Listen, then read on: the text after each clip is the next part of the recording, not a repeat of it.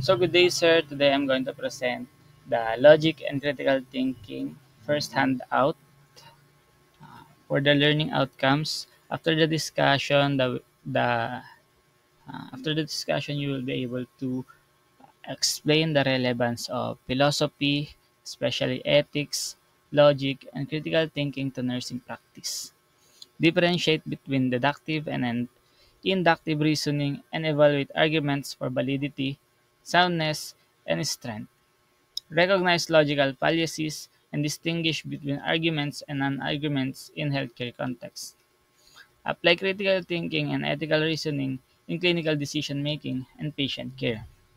And lastly, reflect on personal and professional values to enhance wisdom and compassion in nursing. First is the meaning and nature of philosophy.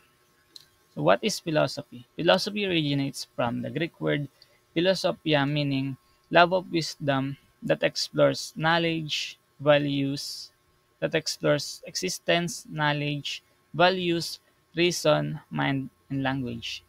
So in nursing, philosophy helps shape ethical decision making, patient care approaches, and professional conduct.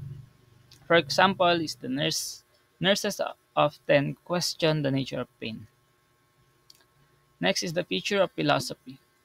Number one is the systematic thinking. Philosophy involves rational thinking and reasoning. It systematically explores ideas through critical reflection. For example, is a nurse critically analyze different treatment plans for a patient with chronic pain to determine the most effective course of action. Number two is the fundamental questions. It addresses foundational questions that are not answered by empirical science, such as what is the nature of existence or what is the meaning of life. For example, is the ethical dilemmas in end of life care often often require philosophical reflection on the meaning of life and death. The third one is the universal scope. Philosophy explores universal topics that applies to all human beings regardless of culture or context. So, for example is the ethic for example the concept of dignity and respect in patient care are universal, guiding nurses in providing culturally competent care. The next one is the critical analysis. Philosophy encourages questioning assumption and examining belief through logic and argumentation. So for example, a nurse evaluating different pain assessment tools critically examines their effectiveness in different patient population. And lastly, the ethical consideration. Philosophy often engages with moral questions about right and wrong, justice, and ethical behavior. For example, is the nurses must decide whether to respect patient autonomy even when a patient refuses life-saving treatment. So the next one is the core fields of philosophy. Number one is metaphysics. The study of the nature of reality, existence, and the universe. It addresses questions like what is existence and what is the nature of time. For example, is the concept of consciousness in comatose patient raises metaphysics questions about the nature of self-awareness and personhood. The next one is the epistemology, the study of knowledge, belief, and justification. It deals with questions like what is knowledge and how do we know what we know. So nurses rely on evidence-based practice to justify treatment decisions, questioning how medical knowledge is required and validated. Then the next one is axiology, the study of values, including ethics and aesthetics. It examines questions like what is good and what is beauty. For example, is the ethics guides nursing codes of conduct, ensuring nurses uphold values like beneficence or the doing good and the non-maleficence or the avoiding harm. And lastly, the logic The study of reasoning and argumentation. It involves understanding the principle of valid reasoning, sound argumentation, and the structure of thoughts. For example, is the nurse use logical reasoning to determine whether symptoms align with particular diagnosis, ensuring accurate clinical judgment. And the next one is the metaphysics and epistemology. Number one is metaphysics, understanding reality, the branch of philosophy that examines nature of reality and existence. The key questions include what is the nature of being, what is the relationship between the mind and the body. So the mind and the body problem is relevant in patient, particularly in holistic nursing. Nurses consider not only physical symptoms but also psychological and emotional well-being. The next one is epistemology, the study of knowledge, belief, and justification. So the key questions include how do we acquire knowledge? What distinguishes justified belief from opinion? So, for example, evidence-based practice in nursing relies on epistemology by questioning the validity of knowledge sources. Example is yung research, experiences, expert opinion to improve patient care. The next one is the importance of uh, learning philosophy. Number one is critical thinking. It helps nurses evaluate patient condition, analyze symptoms, and make sound critical decisions. So, for example, by assessing contradictory symptoms to determine the correct diagnosis. The next one is ethical reflection. Guides nurses in ethical dilemmas such as end-of-life care or patient confidentiality. For example, is the deciding whether to disclose sensitive patient information in cases of abuse. The next one is broadens perspective. Encourage understanding of different culture and personal beliefs in patient. Example, respecting alternative medicine practice that some patient believe in. Next one is foundational knowledge serves as basic for professional nursing practice, especially in bioethics and research. So, for example, is understanding ethical frameworks like deontology and util, util, util, utilitarianism in medical decision making. Next one is self-understanding helps nurses reflect on their personal values and motivation for entering professions. So the example is a nurse understands their own biases to provide non-judgmental care to patients of different backgrounds. Next one is the wisdom in philosophy. Not not about technical expertise or encyclopedic knowledge. Someone can be knowledgeable but still lack wisdom in understanding deeper meaning.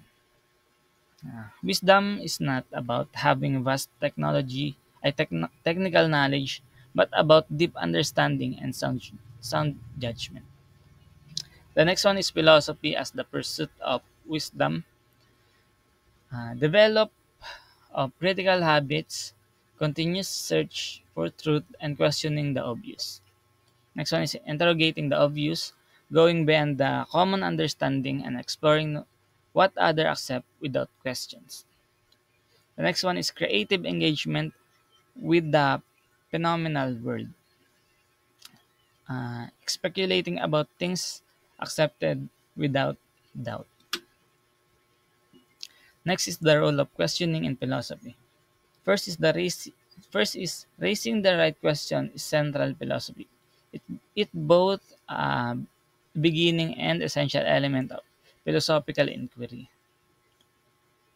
Next is art of questioning involves foreseeing what is not obvious and imagining different possibilities.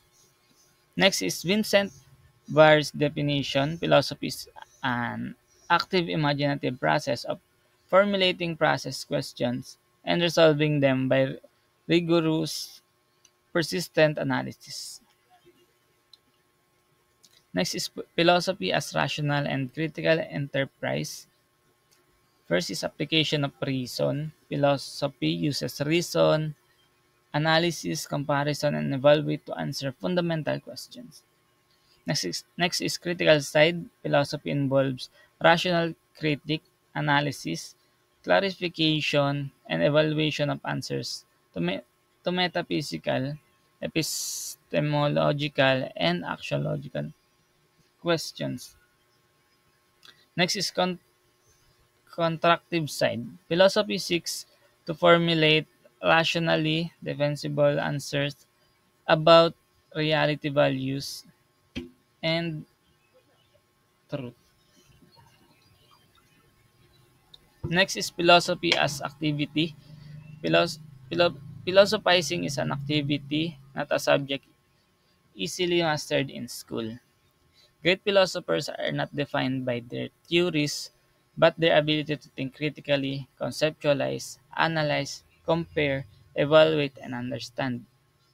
The product of philosophizing is philosophy, but makes someone a great philosopher is their extraordinary ability to philosophize.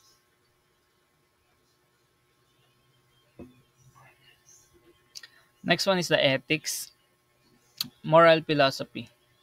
Study of moral principle, values, and codes to determine good, bad, or right and wrong. Branches of ethics. Normal ethics determines moral rules, principle, and standards.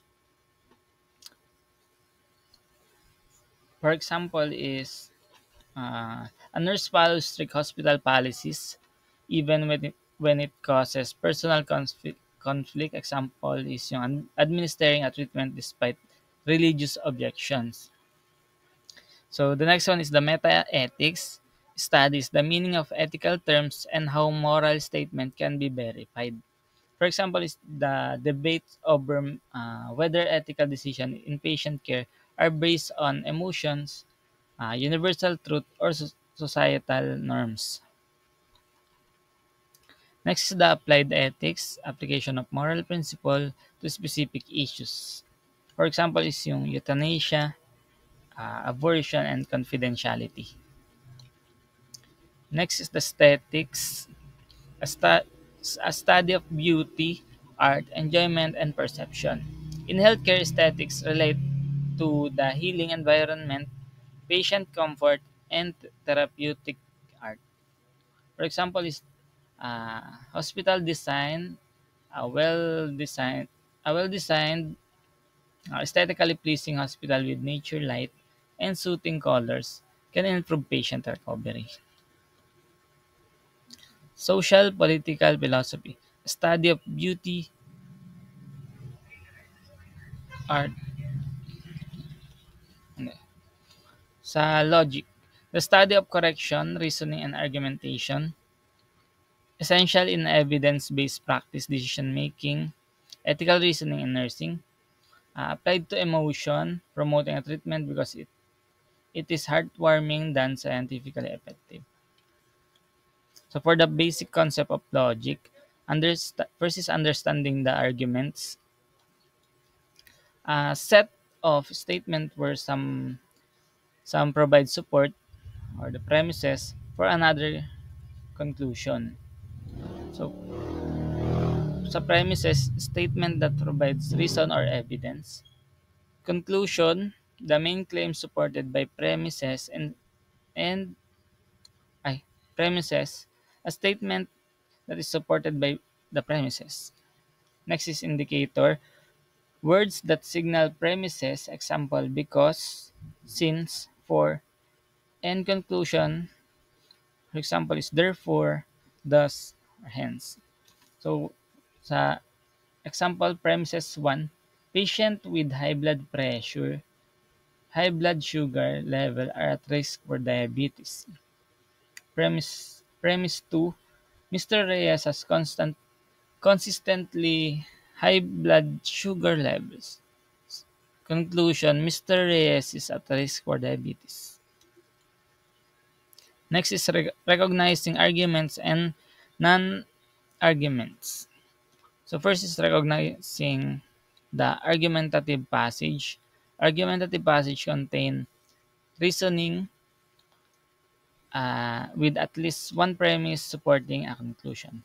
So yung common structure, premises, conclusion, and then conclusion, premises. So for example, is premise,